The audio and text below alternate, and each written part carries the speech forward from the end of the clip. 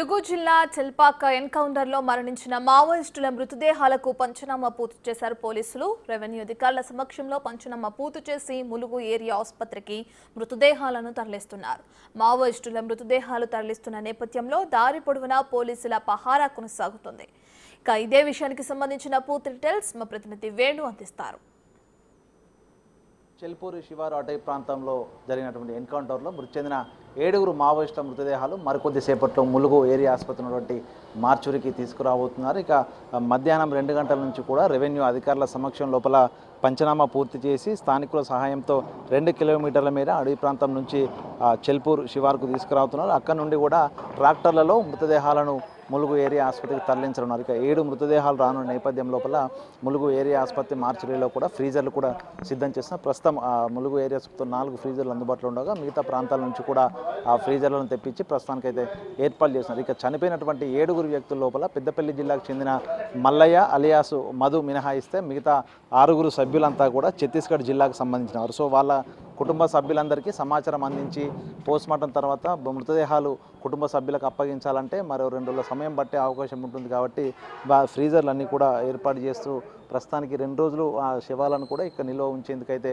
ఏర్పాట్లు అయితే పూర్తి చేస్తున్నారు. ఇక మరోవైపు మృతదేహాల తరలింపు తర్వాత కుటుంబ సభ్యులందరికీ సమాచారం అందించేందుకు ఆ సమయం లోపల పౌర హక్కుల సంఘాలు కానీ ఇతర వ్యక్తులు కానీ ఎవరైనా కూడా కొంత నిరసనలకు పాల్పడే అవకాశం నేపథ్యంలో ములుగు జిల్లా వ్యాప్తం కూడా ఇంకా పోలీసుల బహారా పట్టుదిట్టమైనటువంటి బందోబస్తు అయితే కొనసాగుతోంది. ఇక మరికొద్ది సేపట్లోనే మృతదేహాలను ములుగు ఏరియా ఆసుపత్రికి తీసుకురాబోతున్నారు. ఇక మరోవైపు ఉదయం ఎన్కౌంటర్ జరిగే సమయానికి దాదాపు 14 నుంచి 15 మంది సభ్యులు మావోయిస్ట్ సభ్యులు తారసపడ్డారంటూ కూడా ములుగు ఎస్పీ శబరీష్ చెప్పిన నేపథ్యం లోపల 7 మాత్రమే మృతదేహాలు కాల్పుల తర్వాత సెర్చ్ ఆపరేషన్లో 7 మృతదేహాలు దొరికాయి. అంటే మిగతా సభ్యులంతా కూడా పారిపోయి ఉంటారంటూ కూడా పోలీసులు అయితే భావిస్తున్నారు. సో వాళ్ళ కోసం కూడా అటు ఓవైపు కూమింగ్ ఆపరేషన్ కొనసాగుతూనే ఉంది. ఇక చనిపోయిన వ్యక్తులకు మావోయిస్టులకు సంబంధించిన బాడీస్ అన్ని కూడా పోస్ట్మార్టం పూర్తి చేసే విధంగా ప్రస్తుతానికి మార్చి లోపల ఏర్పాటు చేస్తున్నారు. ఇక ఉదయం పోస్ట్మార్టం నిర్వహించిన తర్వాత దానికి సంబంధించిన రిపోర్ట్స్ అన్నీ కూడా ఎఫ్ఎస్ఎల్ రిపోర్ట్స్ కూడా పంపించే అవకాశం ఉంది. సో పోస్ట్మార్టం రిపోర్ట్ అయితే ఈ యొక్క ఎన్కౌంటర్ కీలకం కావచ్చు. ఎందుకంటే పౌర హక్కుల సంఘాలు కానీ ఇతర మావోయిస్ట్ సానుభూతి పరుల సంస్థలు కానీ కూడా దీనిపై ఛాలెంజ్ చేసే అవకాశం నేపథ్యం లోపల కూడా పోస్ట్మార్టం రిపోర్ట్ను కూడా కట్టుదిట్టంగా చేసేందుకైతే పోలీసులు ఏర్పాట్లు చేశారు. మొత్తంగా ములుగు జిల్లా లోపల ఎంట్రీ కావాలనుకున్నటువంటి మావోయిస్టులకు దాదాపు 14 సంవత్సరాల తర్వాత తమ భారీ ఎదురుదెబ్బ అయితే తలనింది. ఇక బద్రు కీలకమైన వ్యక్తి, సెంట్రల్ కమిటీలో పనిచేసి రాష్ట్ర కమిటీ సెక్రటరీగా పనిచేస్తున్న బద్రును ఈ ఎన్కౌంటర్లో మట్టుబెట్టడంతో కూడా పోలీసులు భారీగా పైచేయి సాధించారని చెప్పవచ్చు. ఇక పిఎల్జీఏ వారోత్సవాలు ఇక రేపటి నుంచి 8వ తేదీ వరకు పిఎల్జీఏ వారోత్సవాలు జరగనున్న నేపథ్యం లోపల ఈ భారీ స్థాయిలో మావోయిస్టుల మృతి చెందడం ఎన్కౌంటర్ లోపల అది ఆ ఏటునాగరం అడవుల లోపల కీలక నాయకులు బద్రుతో పాటు మల్లయ్య అలియాస్ మధు 2 నేతలు కీలక నేతలు కూడా మృత్యువాత పడడంతో కూడా మావోయిస్టులకు భారీ దెబ్బని చెప్పవచ్చు. ఇక పిఎల్జే వారోత్సవాల నేపథ్యంలో కొంతమంది సానుభూతి పరులు రిక్రూట్మెంట్ కోసం ఉన్నటువంటి కొంతమంది వ్యక్తులు వారోత్సవాలకు వెళ్ళే అవకాశం నేపథ్యంలో కూడా మొత్తంగా ములుగు జిల్లా వ్యాప్తంగా హై అలర్ట్ అయితే కొనసాగుతుంది. సో ఏదేమైనా కూడా ప్రధానంగా దశాబ్ద కాలం తర్వాత ములుగు జిల్లా అడవు లోపల తుపాకుల మూతమోగడం కీలక నేతలు అందులో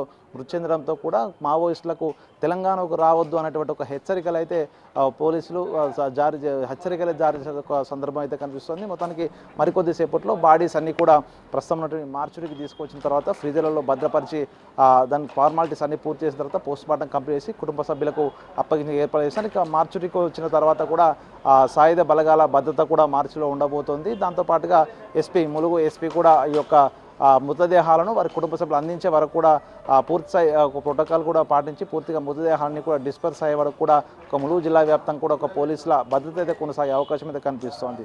మొత్తంగా దీనిపై ఇక మావోయిస్టులు కూడా మృతి చెందినటువంటి మావోయిస్టులకు సంబంధించి కూడా మావోయిస్టుల కమిటీ కేంద్ర కమిటీ కూడా ఒక ప్రకటన విడుదల చేయాల్సి ఉంది. మొత్తానికి ఈ యొక్క ఎన్కౌంటర్ ప్రధానంగా ములుగు ఏజెన్సీ లోపల హై అలర్ట్ వచ్చే విధంగా చేయగా మరోవైపు కీలకమైనటువంటి నేతలను మట్టుబెట్టడంతో కూడా మావోయిస్టుల ఉనికి ములుగు జిల్లాలో ఉండొద్దు అనేటువంటి ఒక హెచ్చరిక జారీ చేశారు. సో ఏమైనప్పటికీ కూడా ప్రధానంగా ఈ యొక్క భారీ ఎన్కౌంటర్లో చనిపోయిన మిగతా సభ్యుల కోసం కూడా ఓవైపు కూంబింగ్ కొనసాగుతోంది. ఇది మొత్తంగా ఈరోజు జరిగినటువంటి చెల్పాక శివారు జరిగినటువంటి ఎన్కౌంటర్ సంబంధించి పూర్తి అప్డేట్స్. వీడియో జర్నలిస్ట్ సంతోష్తో వెనుబిగ్ టీవీ.